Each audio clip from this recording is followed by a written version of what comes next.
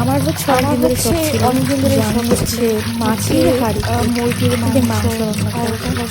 আমি হচ্ছে বিভিন্ন জায়গায় ইউটিউবে বা হচ্ছে ফেসবুকে বিভিন্ন ভিডিওতে দেখতাম।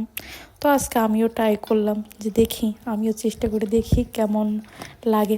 যদিও ছোটোবেলাতে অনেক বেশি খেতাম, আম্মু হচ্ছে রান্না করতো মাটির হাঁড়িতে, অনেক ভালো লাগতো। তো আজকে অনেক দিন পর আমিও আর কি চেষ্টা করলাম মাটির হাঁড়িতে মাংস রান্না করে খাওয়া দাওয়ার পর দেখলাম যে হ্যাঁ, আলহামদুলিল্লাহ অনেক ভালো লাগছে, ভীষণ ভালো লাগলো খেতে।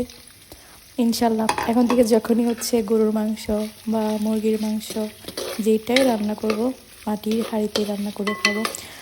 আমরা যতই দামি হাঁড়ি পাতিলে রান্না করি না কেন, তার থেকে মনে হয় মাটির হাঁড়িতে রান্না করা খাবারটা মানে কেমন যেন একটু বেশি ভালো লাগে। সো আপনারা চাইলেও মানে একটু খেয়ে দেখতে পারেন আমার মতো মাটির হাঁড়িতে রান্না কইরা। আমার মনে হয় সবারই ভালো লাগবে।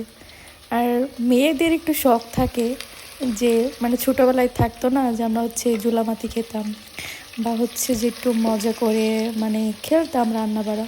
তো এখন যেহেতু বড় হয়ে গেছি, মানে এখন একটু শখ লাগে একটু মাটির হাঁড়িতে রান্না করি বা মাটির হাঁড়িতে রান্না করে খাই।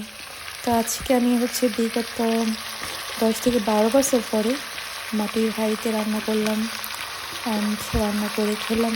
আমার তো খুবই ভালো লাগছে, যেটা আসলে বলে বোঝাতে পারবো না। আমার অনেক ভালো লাগছে আর আমার মানে অনেক ভালো লাগতেছে, হাসি আসতেছে যে এরকম একটা কাজ করলাম অনেকদিন পর। সো এটা আমার খাবারের ফাইনাল লুক ছিল। সো চাইলে আপনারাও খেতে পারেন এবং কি দেখতে পারেন খাবারটা কেমন আর মাটির হাঁড়িতে খাবারটা কেমন। আই থিঙ্ক খুবই ভালো লাগবে। Thank you.